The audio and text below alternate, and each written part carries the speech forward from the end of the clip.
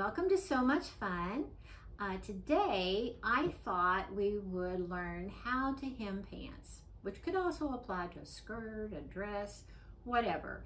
When you want to change the length of a garment, how do you do it? And there are a couple of ways. And before I continue, think about this. You do not have to be an experienced seamstress in order to hem a garment. Doesn't take much to do. It's pretty simple. Just need to follow the procedure as I'm going to outline to you. You have two choices. You can either do a straight stitch, or you can do what we're going to do today, and that is a blind hem. And whenever I'm trying to make that decision, do I want to just do a straight stitch at the bottom, or do I want to do a blind hem, and I'm using a garment that I have purchased, I look at what was done originally. So if the original garment had a straight stitch hem in it, more than likely I would do a straight stitch hem in it. But if the garment had a blind hem in it, that's what I want to do. First, before we even do the blind hem, we need to determine how much we want to shorten the garment. And if it's going to exceed more than 1.5 inches, then you're going to need to cut off the excess. So just first, try the garment on, fold it up to the length that you'd like to wear it, and then measure how much that is. And whatever that number is, then you want to subtract 1.5 inches. Because let's say let's go crazy, let's go 5 inches. Well, you're not going to cut off 5 inches. Please don't cut off whatever you folded up. You have to allow for the hem itself.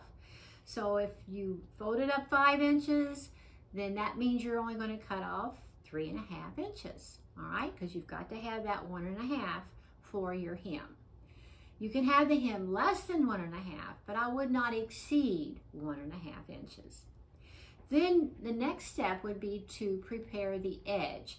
And if you have a serger, of course, that's your easiest way to do it, is to serge that bottom edge once the fabric has been cut. If you don't have a serger, then maybe you want to allow another 1/4 inch or so that you can fold that fabric underneath and press that. But you want that edge of the fabric to not be raveling on you. So you'd want to have either some stitches there or have it folded. But you definitely don't want just a raw cut edge at the top of your hem. So first you're going to measure to see how much you want to shorten the garment. Then you have to take into consideration that you're allowing 1.5 inches or less for your hem. And then you need to finish the edge of the fabric. After that, then you have to, I would say, use a seam gauge or some measuring device to measure up and pin the hem, the depth of the hem, and get that pressed to have a nice sharp pressed edge. And once you've done all that, then you're going to go to the sewing machine to do your blind hem. When we start, we're going to do a basting stitch. The blind hem is a 2-step process. So before I ever put the fabric under the foot of the machine, you make a decision. Some people like to remove the table and then be able to slide the pant leg right onto the end of the sewing machine and sew this way.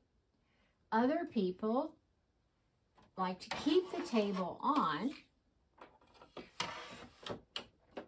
and if they do, then you should turn the pants right side out. So it depends on which way you like to do it. If you're going to remove the table, then it's wrong side out. If you are going to keep the table on, then it's right side out. Regardless, you want to start where there is a side seam. It can be the inner leg seam or the side seam, it doesn't matter. But I always like to begin at the seam. So the first step of the 2-step process is a basting stitch, a straight basting stitch. So on this particular machine, the longest stitch setting I can do is 6. So I'm going to take it all the way up to the longest setting. And now at a seam, a side seam or inner leg seam, I slide my fabric under the foot, and I have the left edge of the foot right in line with the top of the hem. So we're going to lower the foot, and I want to hold on to my thread. I always like to hold on to my thread for my first stitch, like that. And we're going to sew all the way around. I'm obviously not using the right color thread, and that's because I want you to be able to see it. Okay, so I did this on purpose. I don't want to use the matching color because I'm afraid, you know, it's a blind hem, and if I put the same color thread as I have in my fabric, you probably aren't going to see it. And we're going to sew all the way around.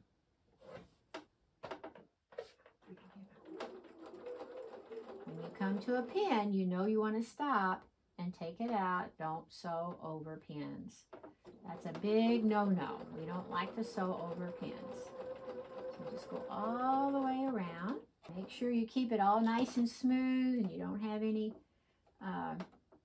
wrinkles in there. If you're hemming a pair of pants that the leg is tapered, so it's narrower at the bottom than it is, let's say, up at the top, that means you're not going to have as much fabric at the bottom. And when you are doing a hem, it might be necessary to open up one of these side seams to make allowance for the difference. I've noticed that whenever I hem my husband's pants, that if I see when I fold up the 1.5 inches that there's not as much fabric there, and it's due to the fact that the pants were tapered, then I just simply take that side seam, open it up a little bit, and just spread it apart in order to make the hem be smooth. All right, so that's your first step of just going around the top edge with a basting stitch. Now that we have basted our hem, we're ready to do the second step, which is the actual blind hem stitch. But to do the blind hem stitch for this particular machine, we select stitch number 9. Now when you look at it, you see that the stitch length setting changed from 6 to 2.4, and instead of 0 for the width, it's now 3.5.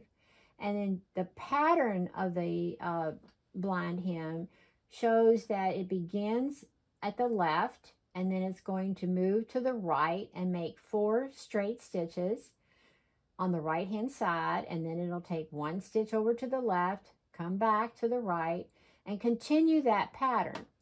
So when we begin, we want to remember that this is the inside of the pant. Basically, the hem is upside down right now. And a lot of people think that what you'll do is you'll just place the hem under your foot and start sewing, and they will be wrong. So the real secret is you're going to take your pant and you're going to fold it down to where that basting stitch is, like that. And so then you're going to slide it under your edge foot, line up where that fold is with the edge of your foot, and then we're going to put the foot down. And the left hand is going to keep the fabric just a little bit taut from where our edge guide is, and the right hand is just going to keep it all nice and straight and smooth. So I'm going to put our needle down, which will be on the left side. It doesn't hurt to do a practice run. I didn't do that. I'm pretty sure this is going to be okay. But sometimes you might want to check this out with a piece of practice fabric to see if you need to make any changes, whether you need to make it longer if you want, or wider. So if I wanted to feel like, well, maybe 3.5 isn't quite wide enough then I'm going to increase that just a little bit. We're almost to the end now, and this is one time when it's not necessary to reverse. If you want to go past it, you can, but it isn't absolutely necessary. So all I'm going to do once I've completed the circle is I'm just going to cut my thread. All right, and then all we'll have to do is remove the basting stitch. But I hope as you go that you make sure that you're seeing that you've just caught just 1 or 2 threads. If you catch too much, you're going to get a crease.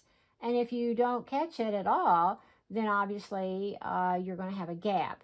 And if you miss occasionally, you know, once or twice, it's all right. You don't have to go back and repeat it. You can leave it. But if you miss several stitches in a row, then yes, you'll just want to go back over it. And even then, I would not remove the original stitching as far as the blind hem. So all that's left is just removing your basting stitch and you're finished. So very, very simple. Nice.